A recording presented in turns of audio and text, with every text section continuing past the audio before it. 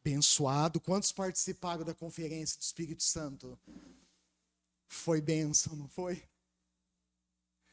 Foi demais. Pergunta que fica no meu coração é: o que farei?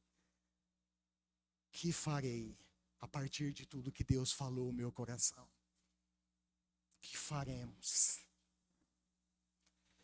Essa é uma grande questão. Abra sua Bíblia comigo. Por favor, livro de Atos dos Apóstolos, capítulo 4. Nós seguimos a nossa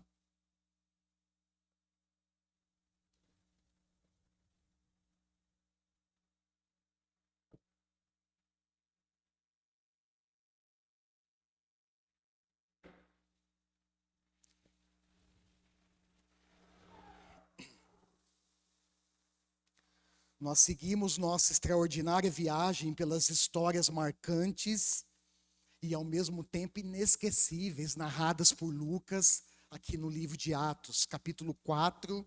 Hoje é esse texto que nós vamos trabalhar juntos, versos 32 ao 37. O tema é esse: o mover do Espírito Santo nesta geração, unidos no propósito. É isso que a gente vai... É exatamente isso que nós vamos enxergar nessa narrativa construída por Lucas, capítulo 4, versos 32 ao 37, na NVI, foi registrado assim: da multidão dos que creram, uma era a mente e um o coração. Ninguém considerava unicamente sua coisa alguma que possuísse, mas compartilhavam tudo o que tinham. Vou repetir o início: da multidão dos que creram, uma era a mente e um o coração. Ninguém considerava unicamente sua coisa alguma que possuísse, mas compartilhavam tudo o que tinham. Com grande poder, os apóstolos continuavam a testemunhar da ressurreição do Senhor Jesus, e grandiosa graça estava sobre eles.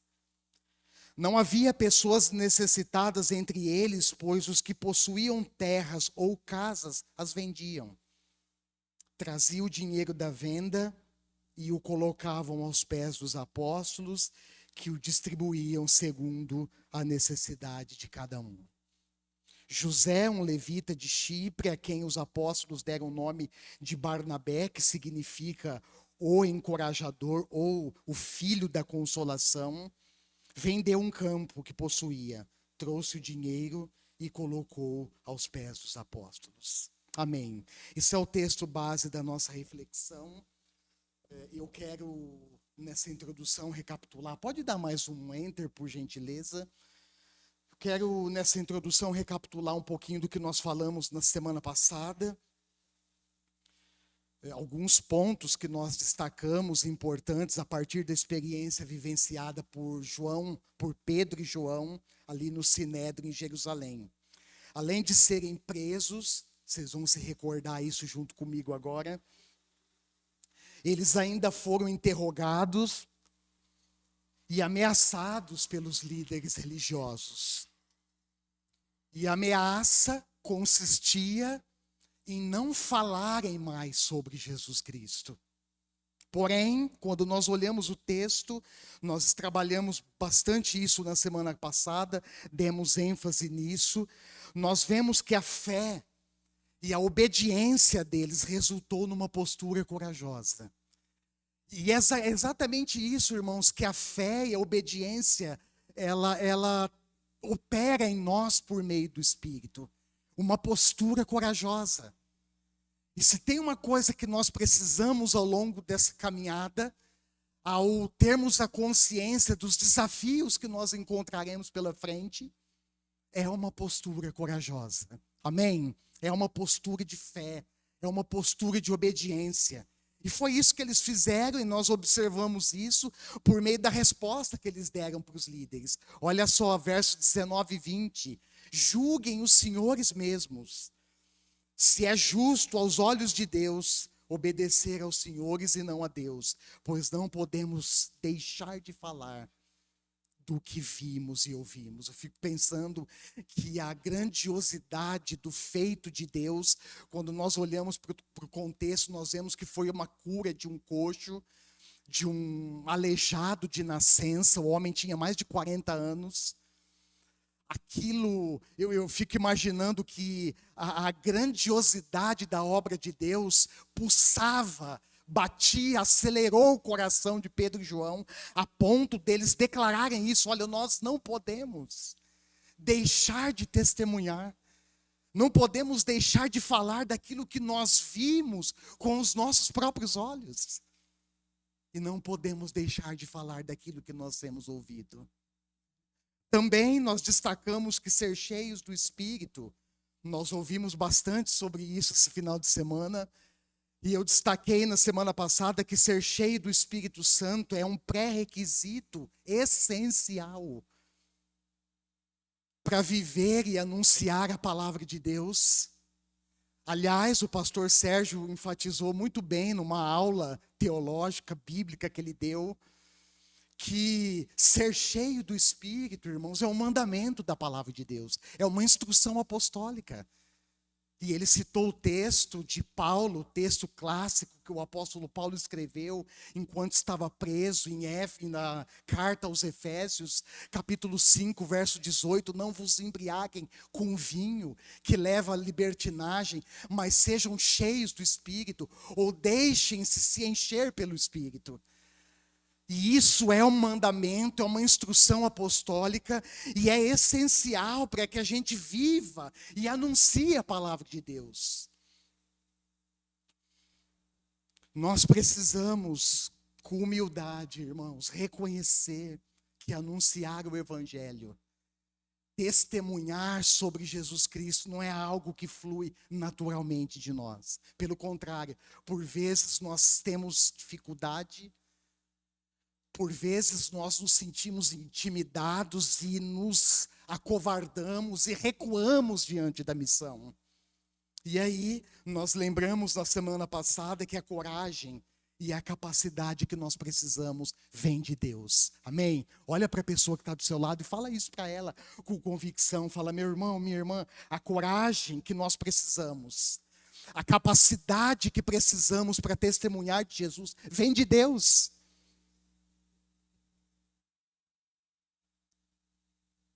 E o que nós precisamos, irmãos, é sim estarmos preparados na palavra, conhecermos a palavra, mas o que nós precisamos, duas coisas essenciais, é sermos cheios do Espírito e disposição de dizer para o Senhor: eis-me aqui.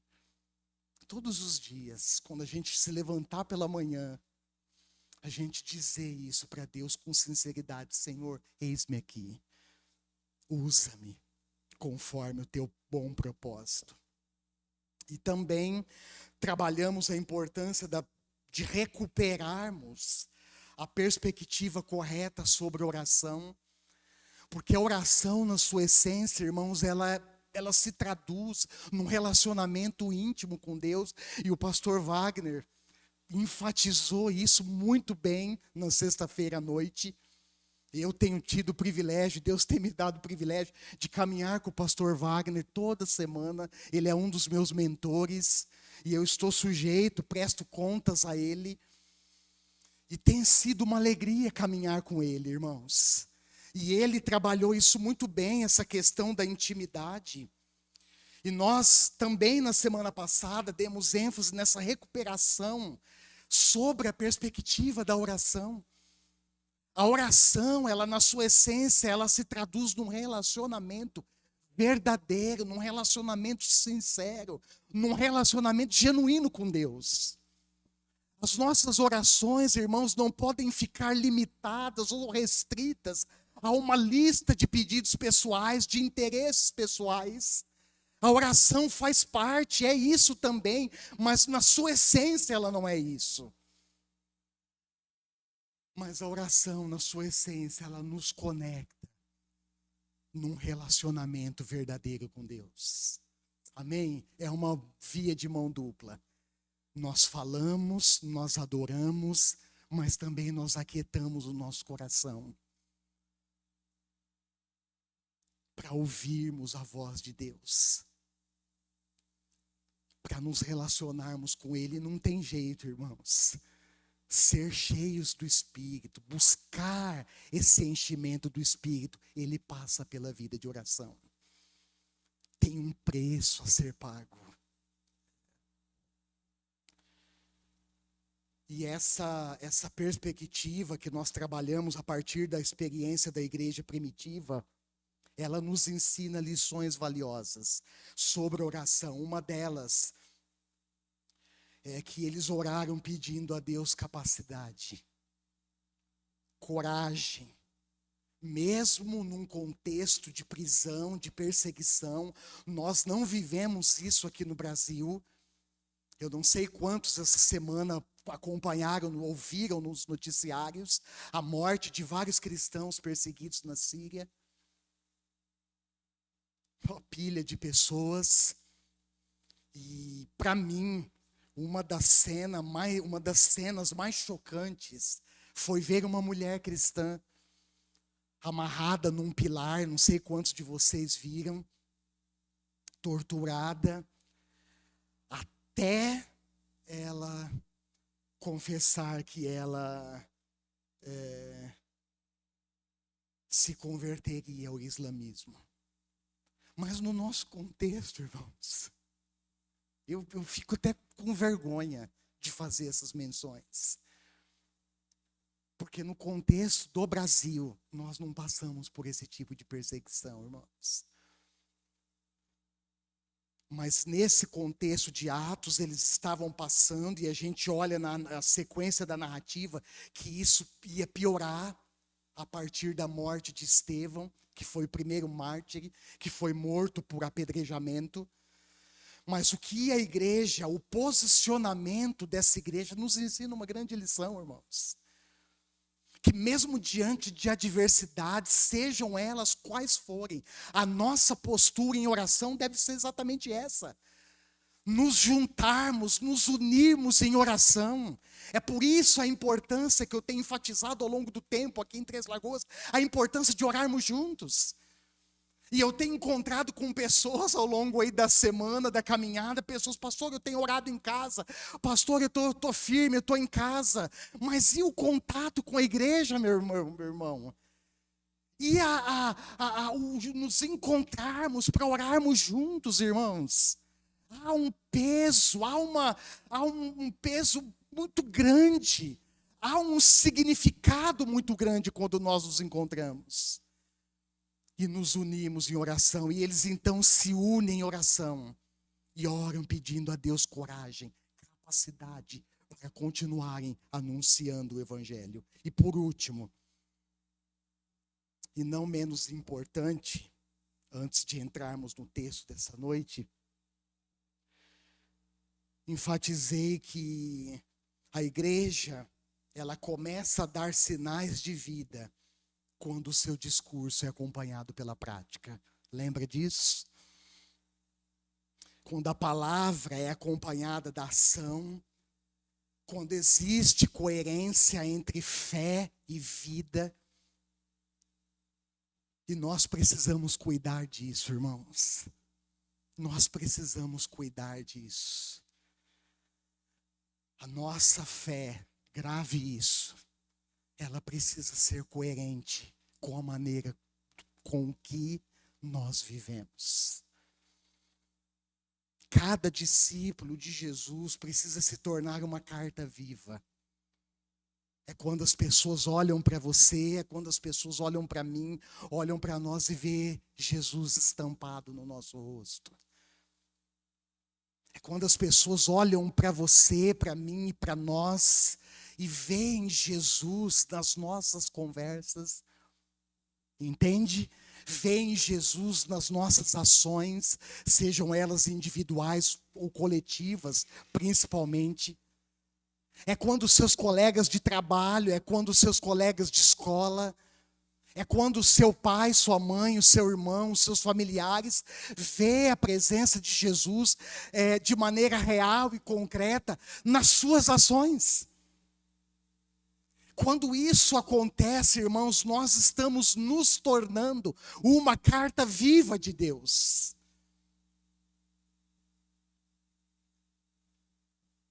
E é isso. É essa a expectativa de Jesus para você e para mim.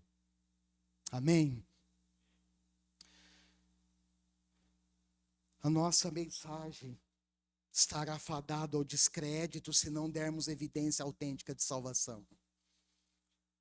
E nós fazemos isso por um estilo de vida transformado. E isso acontece em nós, irmãos, pelo mover do Espírito. Sabe o instrumento principal que o Espírito Santo usa para nos transformar de glória em glória, cada vez mais semelhantes a Jesus? Está aqui, ó. É a sua palavra. Eu não vou entrar nesse texto, se você abrir ou quiser anotar para estudar durante a semana, vale muito a pena. No Evangelho de João, capítulo 15, o Senhor Jesus, ao se dirigir aos seus discípulos, você vai lembrar desse texto. João capítulo 15, ele usa ali, ele trabalha ao conversar com os discípulos. Jesus tinha uma pedagogia de ensino fantástica, irmãos. Ele trabalha a metáfora da videira e dos ramos. Lembra? Ele diz, olha, o meu pai é o agricultor, vocês, discípulos, são os ramos e eu sou a videira verdadeira. E tem um momento da conversa que ele diz, olha, aquele ramo que produz fruto, meu pai poda, para que ele produza mais.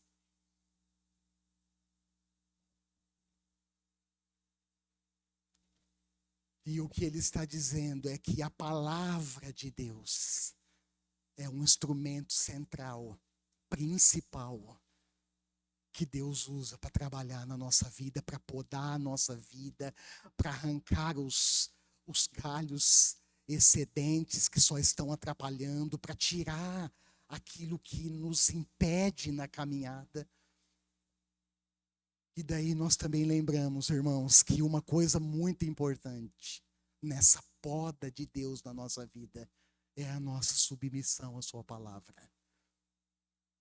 Se nós não reconhecermos os nossos pecados, se nós não reconhecermos que nós precisamos de tratamento de Deus, que nós precisamos dessa poda divina e não nos submetermos à palavra, irmãos, a gente pode viver na igreja a vida inteira. Que essa mudança não ocorre. Sabe por quê que não ocorre? Porque Deus usa a sua palavra. E a minha e a sua responsabilidade é nos posicionarmos, é nos submetermos a essa palavra, reconhecendo que ela tem poder para nos limpar. Amém? Então o texto que nós lemos, volta para ele. Atos 4, 32 ou 37. Aqui está algumas ênfases da mensagem. Eu quero trabalhar com vocês hoje, olhando para esse texto, dois movimentos que acontecem dentro da igreja e fora dela. E o que nós não podemos esquecer, nós ouvimos muito isso nesse final de semana, é que essa movimentação saudável na igreja, dentro e fora, ela tem um agente principal, irmãos. Quem é esse agente? É o Espírito Santo. Olha para a pessoa que está do seu lado e fala, esse agente é o Espírito Santo. Eu quero observar essa dinâmica, esse movimento. E também quero observar com vocês os desdobramentos práticos disso na vida da igreja. Uma coisa que eu lembro, irmãos, o pastor Edu disse isso muito bem também ontem à tarde. Ele disse que o Espírito Santo nos enche, mas ele nos enche com um propósito. Lembra disso? Ninguém fica cheio do Espírito, irmãos, ou ninguém busca ser cheio do Espírito para ficar sentado nas cadeiras. O Espírito Santo prometido por Deus veio em Pentecostes, Atos capítulo 2, com uma missão, com um propósito. E qual foi a missão? Atos 1:8. Mas recebereis, vamos citar junto, mas recebereis poder ao descer sobre vós o Espírito Santo, e serão minhas testemunhas em Jerusalém, Judeia, Samaria e até os confins da terra. O Espírito Santo nos enche, irmãos, com um propósito. E esse propósito está claro em Atos 1:8, para que nós sejamos testemunhas de Jesus Cristo nesse mundo. Ninguém é cheio do Espírito para nada. Aliás, irmãos, nós, igreja, discípulos de Jesus, todos nós fomos chamados com essa missão. Por muito tempo, e parece que essa nuvem ainda paira sobre alguns cristãos. Infelizmente, as pessoas tinham a ideia de uma noção bíblica, isso é, se tinha noção bíblica disso, correta, de que a missão era para algumas pessoas escolhidas, alguns poucos ungidos do Senhor. Mas isso é um grande engano, irmãos.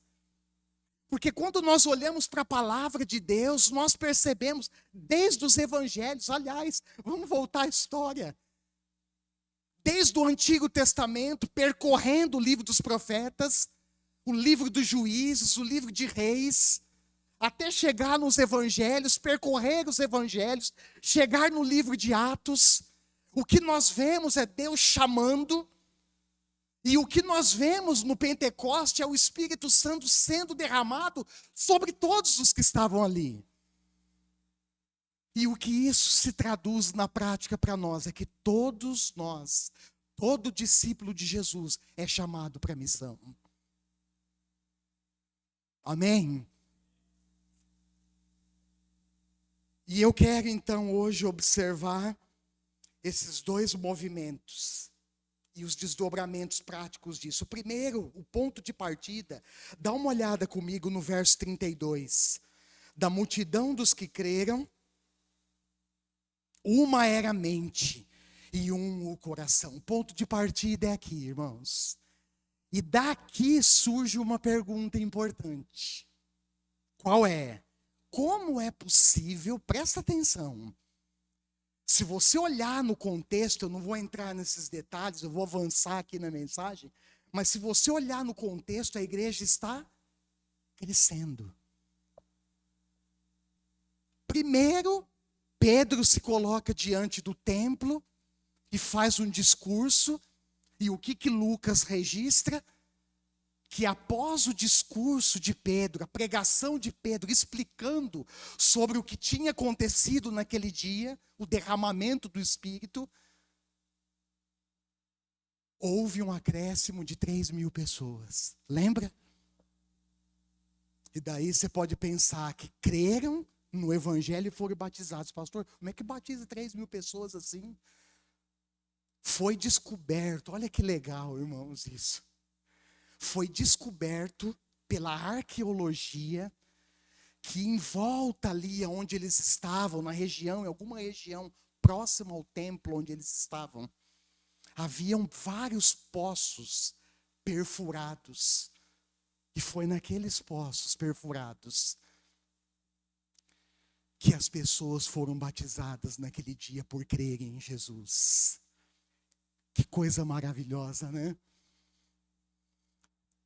Então, como é possível uma multidão? E o outro contexto é quando Pedro e João estão diante do sinédrio, se explicando por causa da cura do coxo. Lembra?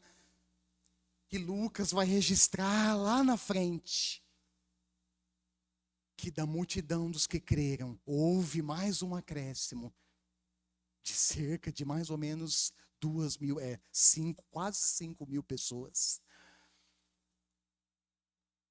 A igreja está crescendo, irmãos. Mas a igreja está crescendo porque o evangelho no poder do Espírito está sendo proclamado.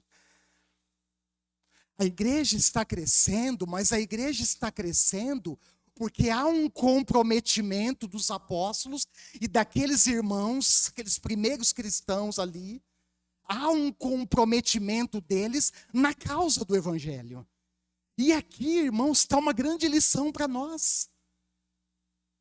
Muitas vezes nós queremos ver a igreja crescer, mas se não houver um comprometimento da nossa parte de proclamar o evangelho, de testemunhar de Jesus, de envolver-se com vidas e de investir nas novas vidas, fica difícil, irmãos. A igreja está crescendo em números, mas ela cresce porque há um mover do Espírito, impulsionando os apóstolos, impulsionando os primeiros cristãos a falarem de Jesus. E aí, uma das perguntas que surge, como é possível uma multidão de pessoas diferentes umas das outras, que pensam e agem diferentes, serem unidas? Olha como que Lucas registra, irmãos, isso é fantástico.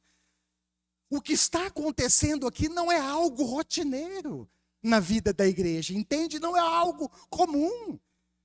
Olha o registro que Lucas faz da multidão dos que creram. Primeiro, a igreja está crescendo. E eu falei aqui por quê? E da multidão dos que creram, uma era a mente e um o coração. A gente precisa entender isso, irmãos. Mas essa é a primeira pergunta que surge e a resposta que eu encontro no texto é uma só. Qual é a resposta? A igreja estava sob a influência e o mover do Espírito Santo.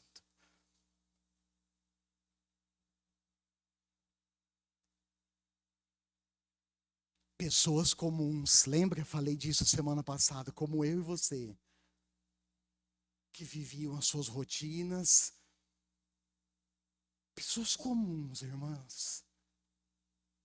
Mas tinha algo diferente sobre eles, se movendo entre eles.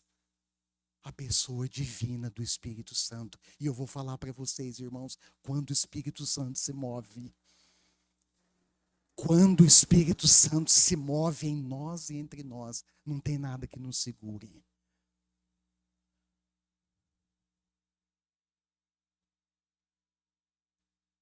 A presença do Espírito Santo promoveu uma mudança de mente e de coração. Como nós precisamos disso, irmãos.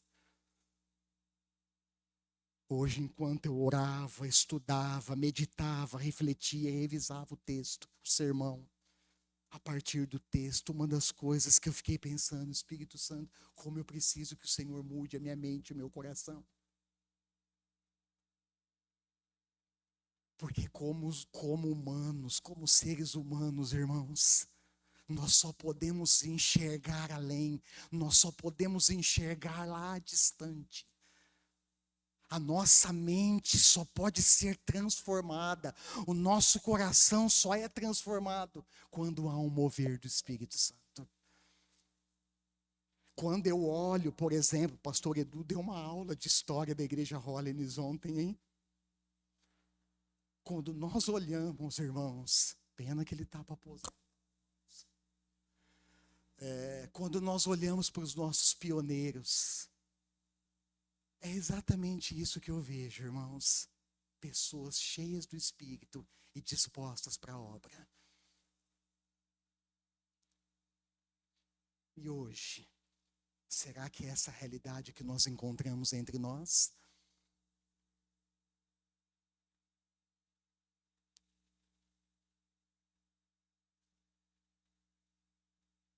E é legal porque daqui surge uma equação bíblica interessante. Quer anotar aí a equação? Marca aí.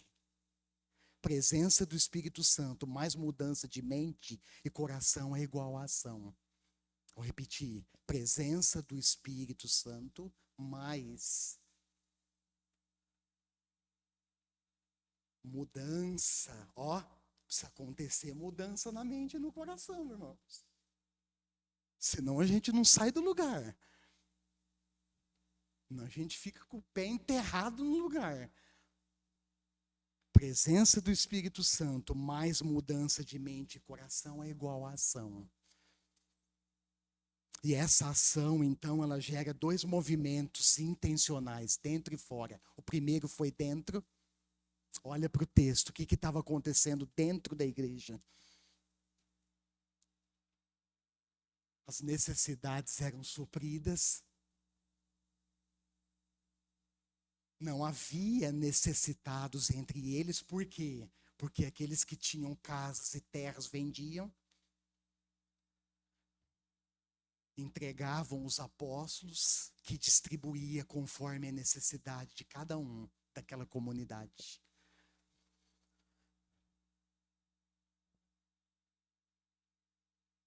O que está acontecendo naquela igreja, irmão, é uma dinâmica de cuidado mútuo. E aqui, eu preciso lembrar vocês que o cuidado mútuo é uma das marcas de uma igreja cheia do Espírito Santo. Eu vou repetir. O cuidado mútuo é uma das marcas de uma igreja cheia do Espírito Santo. E também aqui, duas observações se fazem necessárias, irmãos. Primeiro, essa igreja estava vivenciando o mover do Espírito, como eu disse, e quando isso acontece, há uma mudança radical no jeito de pensar e de agir. O que consideravam antes desse momento, desse mover do Espírito, exclusivamente pessoal, agora passa a ser comunitário. Essa é a beleza da ação do Espírito Santo no coração humano. O individualismo, o egoísmo é tratado por Deus. E aquilo que anteriormente considerávamos exclusivamente pessoal, agora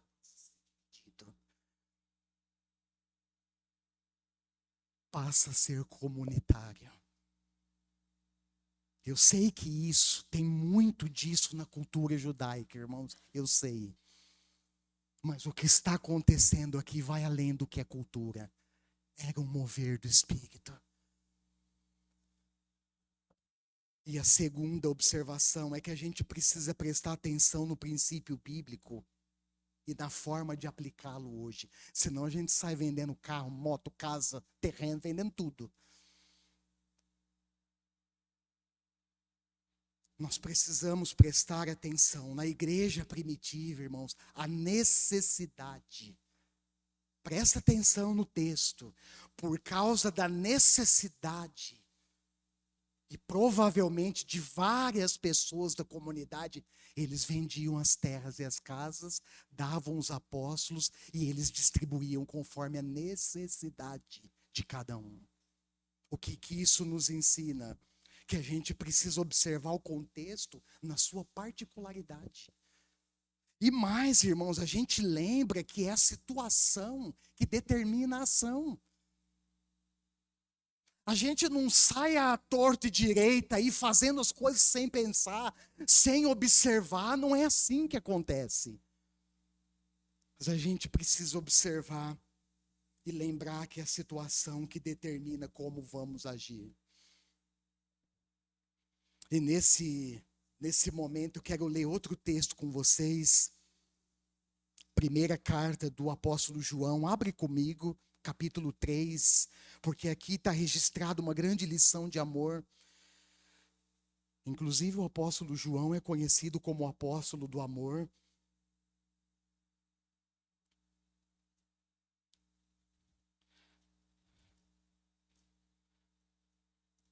Aquele que se reclinava, que privilégio, hein? Aquele que se reclinava no peito de Jesus. João escreve, nos dá aqui uma grande lição de amor, irmãos. Olha lá, João, 1 João, capítulo 3, versos 16 ao 19. Na NVI foi registrado assim: nisto conhecemos o que é o amor. Olha só, a definição que o apóstolo João faz sobre o amor. Nisto conhecemos o que é o amor. Jesus Cristo deu sua vida por nós e devemos dar a nossa vida por nossos irmãos.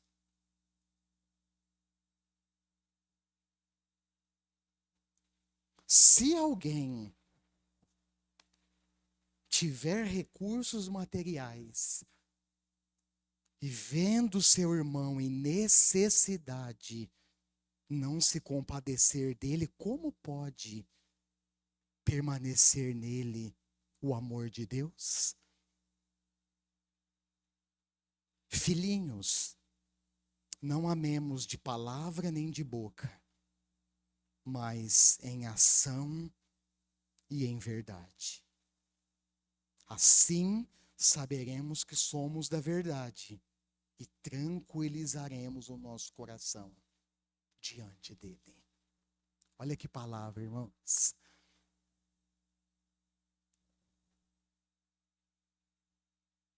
E se a gente for voltar um pouco e olhar outro texto que nos correlaciona com esse princípio, nós vamos lembrar de Tiago, capítulo 2, onde Tiago ensina que a fé sem obras, ela é morta. Fé e ação caminham lado a lado. Fé e ação caminham de mãos dadas. E o segundo movimento, tem muita coisa ainda que a gente poderia trabalhar desse movimento dentro, mas eu vou seguir. Vou olhar com vocês aqui um pouco, alguns aspectos do segundo movimento que se traduz fora da comunidade. E o que chama a atenção, olha só o verso 33, volta para Atos 4, verso 33. O que chama a atenção, irmãos, aqui,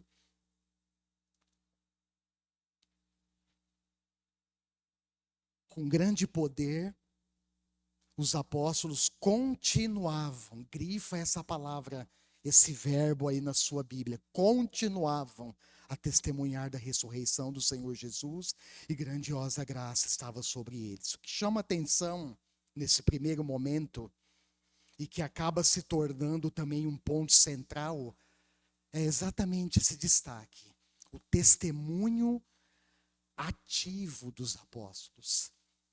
E o que isso ensina para nós na prática, irmãos, é que o testemunho precisa ser uma ação contínua da igreja. O testemunho, ele não é uma opção, ele não é ou muito menos uma ação isolada da igreja. Pelo contrário, o testemunho sobre Jesus precisa ser uma ação contínua da igreja. Precisa fazer parte da nossa vida, no dia a dia, precisa fazer parte da nossa dinâmica, onde quer que estejamos. Independente das circunstâncias, sejam elas favoráveis ou não. Aliás, quando a gente olha para o texto, para o contexto, o que nós vemos é que através da perseguição e da dispersão da igreja, o evangelho foi anunciado em outras regiões. E isso nos ensina, irmãos, que aquilo que é adverso, aquilo que pode ser uma adversidade para nós, se torna numa oportunidade para Deus, para nos encher do Espírito, para nos capacitar e falar de Jesus.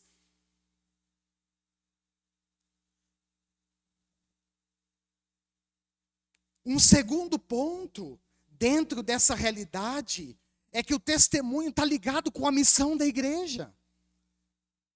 Foi falado, nós ouvimos isso. Nós recebemos, aliás, irmãos, como igreja Holiness no Brasil, esse legado. de cruzar fronteiras para falar do amor de Deus para as pessoas. De falar do amor de Deus para as pessoas onde nós estamos. Talvez você não seja como a Vicky e o Dais, né, que vão cruzar a fronteira para testemunhar de Jesus, para servir Jesus, mas o fato é que nós somos um missionário na terra, no lugar, no contexto onde nós estamos. Porque o testemunho, irmãos, está ligado à missão da igreja. E uma coisa que esse vídeo institucional aqui tem trazido para nós essas semanas é que a missão, ela não terminou. Pelo contrário, como na corrida de bastão, vai passando de mãos em mãos a responsabilidade, a centralidade em Jesus e a responsabilidade de falarmos dele, de sermos agentes de transformação nesse mundo. A missão não termina, irmãos, ainda não terminou. E talvez nós pensamos, quando há de terminar, pastor? Quando o evangelho for anunciado em todo o mundo. Mateus 24, 14. Jesus falando para os discípulos de alguns sinais do fim dos tempos. Jesus diz, olha, esse evangelho do reino precisa ser pregado.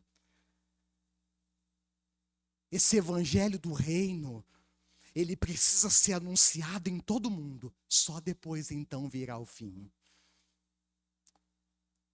E o que isso estampa nos meus olhos, irmãos, e dos seus, no nosso, é que a missão continua. Amém? O que isso deixa estampado, impresso, com todas as letras, no nosso coração, é que a missão não terminou. E o mais legal disso, o mais fantástico disso também, é que Deus conta com você. É que Deus conta comigo. Mas Deus não precisa de nós, pastor. Pois é, mas Ele mesmo não precisando, Ele nos chama, irmãos. Ele nos convoca à missão e cabe a nós responder ou não. E tem um detalhe, se você não responder, sabe o que vai acontecer? Deus vai levantar outras pessoas.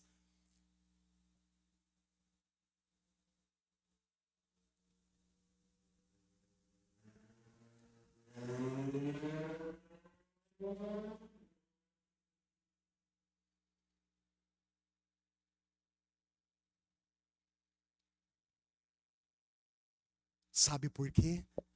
Porque a missão não terminou. A missão continua, irmãos. E eu e você somos convocados, privilegiados, convocados a fazer parte dessa missão. E se você olhar para o texto, eu quero destacar isso antes de passar para a conclusão.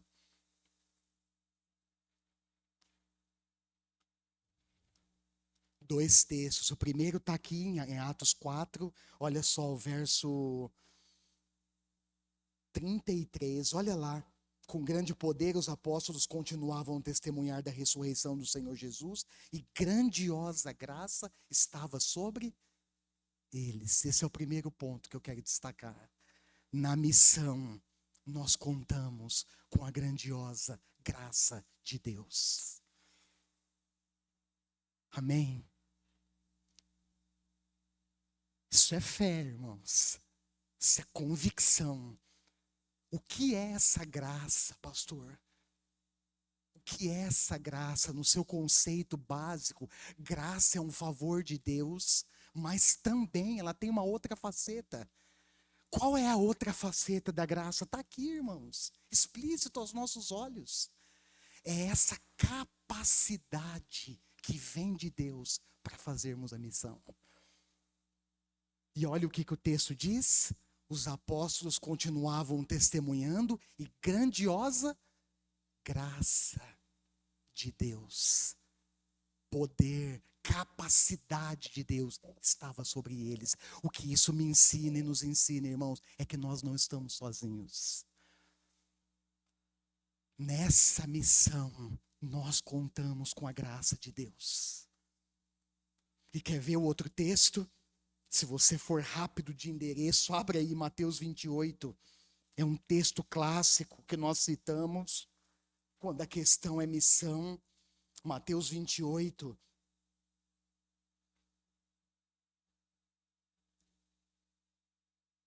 A partir do verso 19, portanto, vão e façam discípulos de todas as nações, inclusive, essa é a declaração de missão da Igreja Holiness no Brasil, lembra?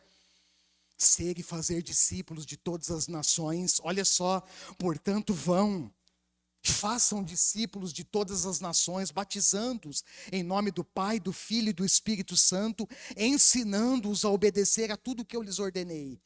E depois, então, da obediência, não dá para inverter a ordem do princípio. Depois da obediência vem o quê? A promessa. Qual é a promessa? É Jesus falando para os discípulos: e eu estarei com vocês até o fim dos séculos. Sabe, irmãos,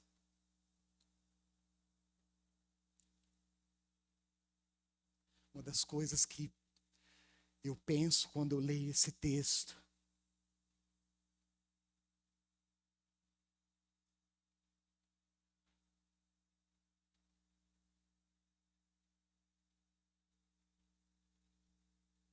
por que nós somos às vezes tão tímidos diante da missão, se o próprio Deus está conosco?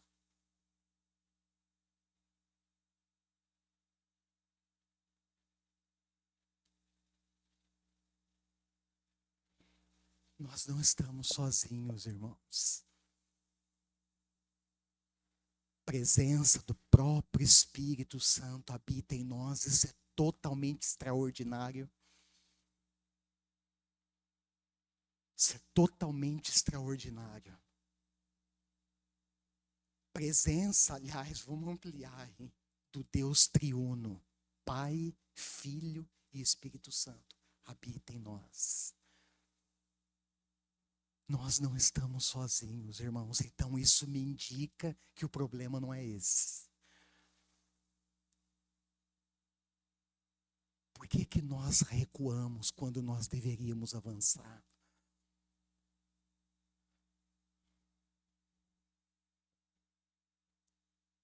A graça de Deus acompanha a igreja durante a sua missão no mundo.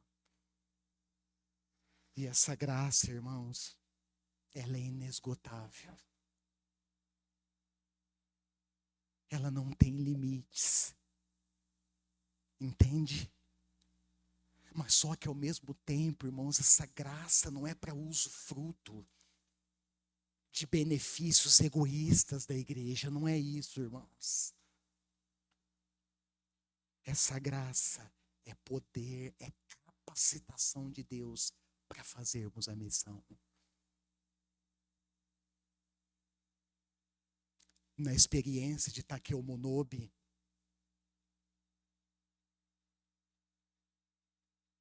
de vir para o Brasil, evangelizar os japoneses, é registrado na literatura, no livro, que ele, num diálogo com Deus, ele começa: Senhor, mas em outras palavras, eu não vou lembrar exatamente como está escrito no livro, desculpa. Mas vai falar: Senhor, tem uma missão lá no Brasil, e aí? Em outras palavras, quem é que vai?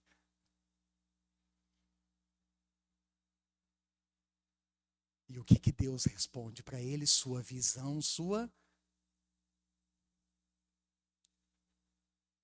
visão, sua missão. Isso é fantástico, irmãos, porque às vezes a nossa tendência é jogar nas costas dos outros. Vou não, lembra do testemunho da Vicky? Ainda bem que tem gente que vai para a África do Sul, porque eu que não vou. sua visão, sua missão. E foi ele que veio, foi aqui que os ossos dele, como a gente viu no vídeo, foram enterrados.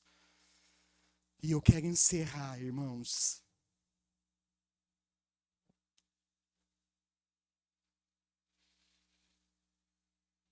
dizendo que esse movimento dinâmico, que resulta numa ação de dupla direção, dentro e fora, teve uma característica primordial, sabe qual foi?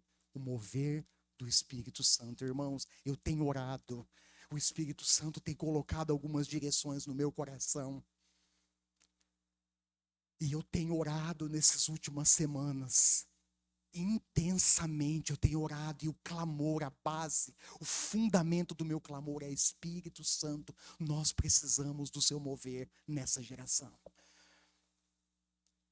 O meu clamor, irmãos, trancado no meu quarto, com os joelhos no chão: Espírito Santo, nós precisamos do seu mover na nossa geração.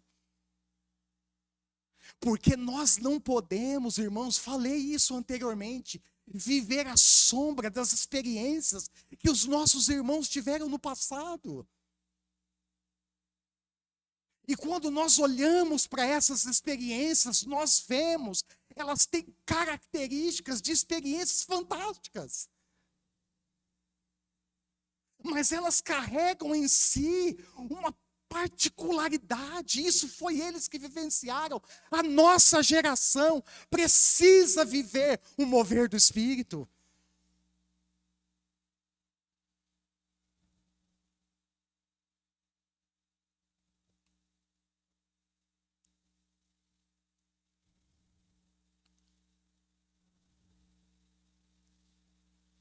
É interessante olhar para o livro de Atos, lá no capítulo 5 em diante, porque você vê que a igreja está concentrada onde? Em Jerusalém. Porque Jerusalém era o centro religioso da época, é o local onde fora construído o esplendoroso templo do rei Salomão. Só ficou pedra lá. Jesus falou isso, né? Cara, pedra sobre pedra aqui. Tá as pedras lá, irmãos, até hoje.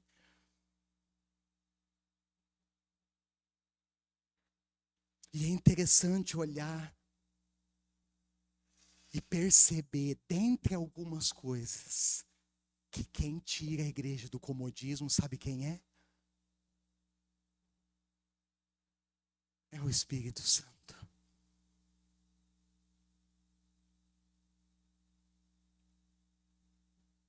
Sabe por quê? Porque o comodismo nos prende, irmãos. Comodismo nos aprisiona. É como se os nossos pés estivessem acorrentados num lugar.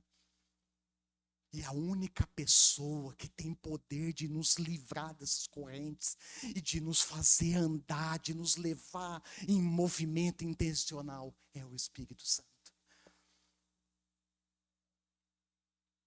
Essa movimentação com um propósito acontece quando há uma ação sobrenatural do Espírito Santo. De novo, irmãos, como nós precisamos do mover do Espírito nesse tempo.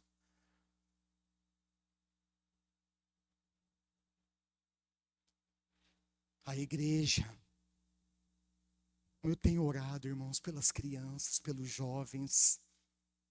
Eu tenho orado, Espírito Santo, chacoalha esses jovens. Desperta essa turma, Senhor.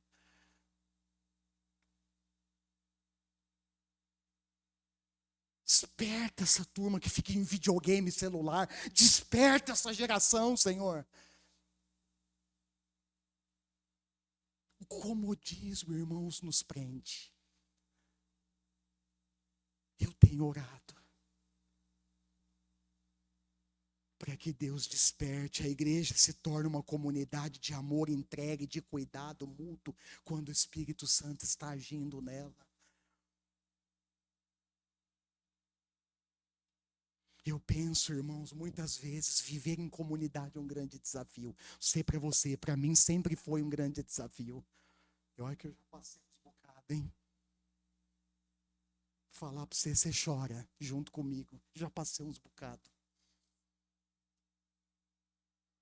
Viver em pessoas, em comunidade é um grande desafio. E às vezes, quando eu olho para os textos bíblicos, irmãos, eu penso que viver como igreja só é possível por causa da presença do Espírito Santo em nós e entre nós.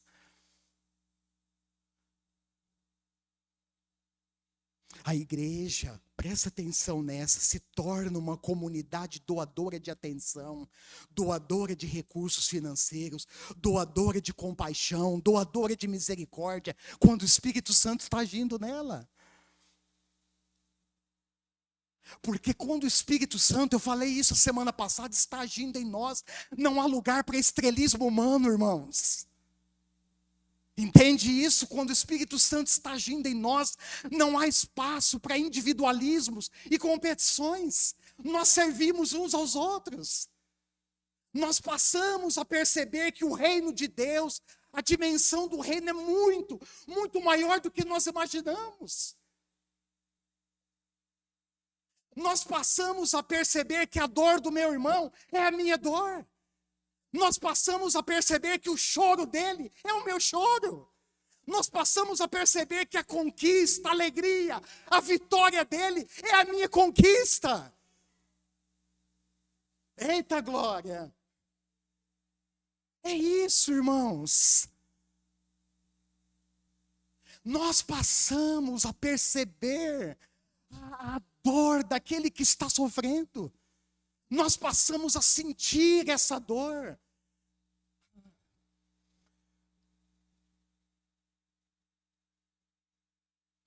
Nós passamos, irmãos, a nos preocupar uns com os outros. Será que o irmão está vivo essa semana? A Patrícia está viva essa semana? Deixa eu dar um alô para ela lá.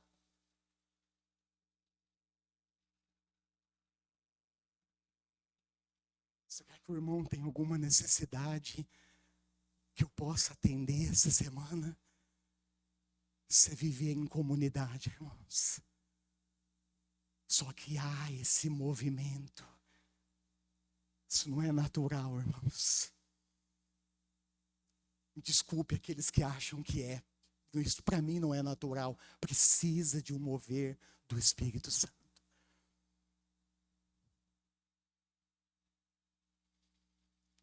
E vou falar mais. Se nós quisermos ser uma igreja viva, nós precisamos, com humildade, aprender a ouvir e a se submeter à direção e ao propósito do Espírito Santo. A igreja sem o Espírito Santo é morta, irmãos. A igreja sem o mover do Espírito é morta. Ela pode ter todos os recursos do mundo. Sem a presença do Espírito, a igreja é morta. Sabe por quê? Porque o Espírito Santo é o grande diferencial na vida da igreja. O Espírito Santo.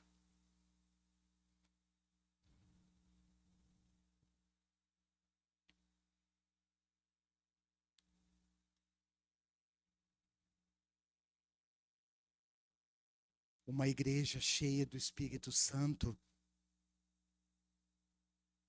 aprende a desenvolver uma dinâmica saudável dentro e fora dela. Aprende a compartilhar, por exemplo, não só recursos financeiros, irmãos, mas aprende a compartilhar solidariedade, cuidado mútuo. E aprende também que o testemunho cristão se expressa em palavras e em ação. Se expressa em comunhão e serviço, dentro e fora da igreja. Feche os seus olhos. Eu quero orar junto com você agora, as pessoas que... Tem uma pergunta lá no final. Isso, o mundo enxerga o amor de Cristo em nós e entre nós. Eu quero orar junto com vocês. Mas eu gostaria que você se posicionasse agora, irmão, irmã. partir de tudo que a palavra de Deus falou, ministrou, a partir de tudo que o Espírito Santo ministrou ao seu coração, eu gostaria que você considerasse com muita responsabilidade e se posicionasse diante de Deus. As pessoas que depois vão acompanhar a mensagem pelas plataformas da rede social, que você seja encorajado, despertado e abençoado.